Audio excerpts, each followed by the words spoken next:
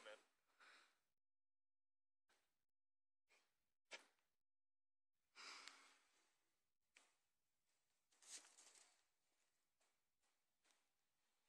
What's up, guys? I'm Michael Moore, and this is my last lecture.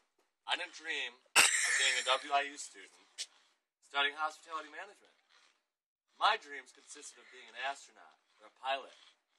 I don't want to work 60 hours a week. That'd be like prison. I planned on inventing stuff, making millions, and not working a day in my life besides for the occasional manned mission to the moon. I came up with ideas like a pillow that was always cold. I settled for opening the window during the winter and blasting the AC during the summer. My second invention now is a real winner. This one was an anti-gravity sleeping chamber. I got as far as making an amazing mental prototype, but I didn't really know where to begin after that. So, obviously, you can see that I come up with my best ideas while sleeping, and that's important. Anyway, one day I grew up a little bit, and I realized that while these dreams were great, I needed something practical, a solid plan to fall back on just in case they didn't pan out. Still had faith, but in case they didn't pan out. It was along these lines that I decided to become a Power Ranger, and I devoted my pre-adolescence to this dream. Me and some trusted companions, we scoured playgrounds everywhere, and we fought the evil that plagued them. We did a very good job, and our imaginary world had a lot of bad guys. I never did become a Power Ranger, not for lack of trying, I can assure you that. My career? Go, go, Power Rangers! Go, go, Power Rangers! Go, go, Power Rangers! Mighty Morphin Power Rangers! But then the most amazing thing happened. Harry Potter. You're a wizard, Harry. I'm a what? Now, I was lucky enough to only be about 9 years old when I read the first book. And as everyone knows, your Hogwarts wizard letter comes when you're 11. So I still had a dream, and it was attainable.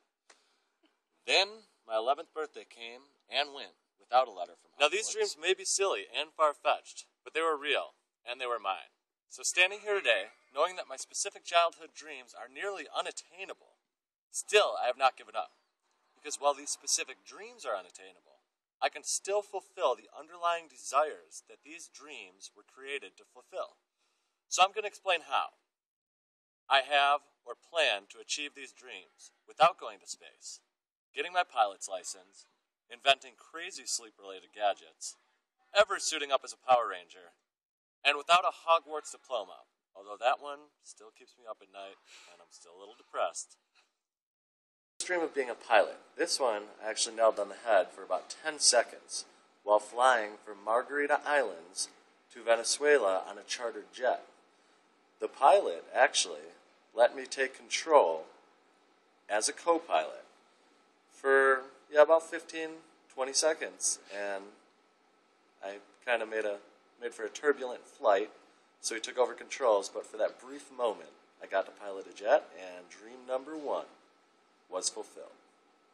Now, my desire to be a Power Ranger, really, that just represents an underlying desire for adventure in my life and to stand up for justice. In my life, I will find adventure by traveling and not letting opportunities pass me by, living each moment to its fullest. Furthermore, I do not need a Power Ranger suit or ninja skills to stand up for justice and fight against evil. All I need is a desire and courage, and the rest will be sure to follow. I'm leaving on a jet plane, don't know when I'll be back again. My second dream for creating inventions.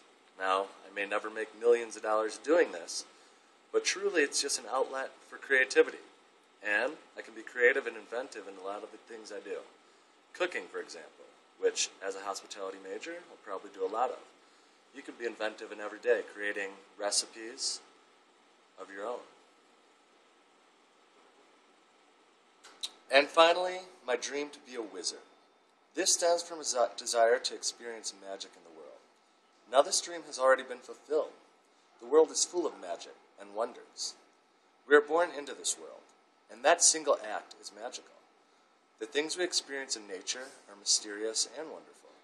There's magic in the physical world, in the living world, in the minds of men and women, and most importantly, there is magic in how all of these things interact every second of every day, of every year, to create the world we all live in and experience.